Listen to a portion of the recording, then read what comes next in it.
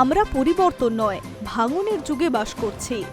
Greenland ইস্যুতে মার্কিন president Donald ট্রাম্পকে কড়া বার্তা দিলেন কানাডার প্রধানমন্ত্রী মার্ক কার্নি। একই সঙ্গে গ্রিনল্যান্ডের বিরুদ্ধাচরণ করায় ইউরোপের যে 8টি দেশের ওপর শুল্কবান নিক্ষেপ করেছেন ট্রাম্প, তার বিরোধিতা করেছেন কার্নি।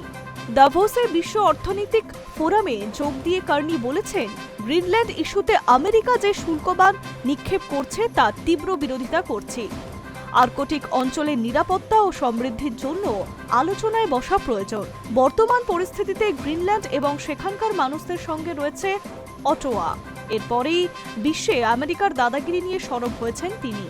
কার্নির কথায় একসময় যে অর্থনৈতিক সংযোগকে যৌথ সমৃদ্ধির পথ হিসেবে দেখা হয়েছিল, এখন সেই ব্যবস্থাকেই বড় শক্তিধর দেশগুলো নিজেদের স্বার্থে অস্ত্র হিসেবে ব্যবহার করছে। তার মতে, বিশ্বায়নের মাধ্যমে দেশগুলির মধ্যে পারস্পরিক সহযোগিতা থাকার কথা ছিল, কিন্তু বাস্তবে এখন শক্তিশালী রাষ্ট্রগুলি অপেক্ষাকৃত ছোট দেশগুলির ওপরে বাণিজ্য এবং অর্থনৈতিক চাপ সৃষ্টি করছে। এর ফলে ছোট ও উন্নয়নশীল দেশগুলির ক্ষতির সম্মুখীন হচ্ছে, ভারসাম্য নষ্ট হচ্ছে। উল্লেখ্য, গ্রিনল্যান্ড দখল করতে মরিয়া হয়ে উঠেছে ট্রাম্প প্রশাসন। মার্কিন প্রেসিডেন্টের দাবি, গ্রিনল্যান্ড আমেরিকার জাতীয় নিরাপত্তার জন্য কৌশলগতভাবে গুরুত্বপূর্ণ অঞ্চলের দ্বিতীয় বিশ্বযুদ্ধের অত্যন্ত গুরুত্বপূর্ণ ভূমিকা নিয়েছে এই দ্বীপ। তবে ট্রাম্পের সেই ইচ্ছার বিরুদ্ধে সরব হয়েছে ইউরোপের একাধিক দেশ।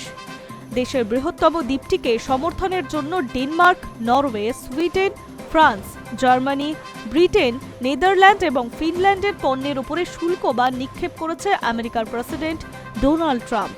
কিন্তু ট্রাম্পের সেই রক্তচক্ষুকে উড়িয়ে গ্রিনল্যান্ডের পাশে থাকার বার্তা দিয়েছে ইউরোপের দেশগুলি। High News network.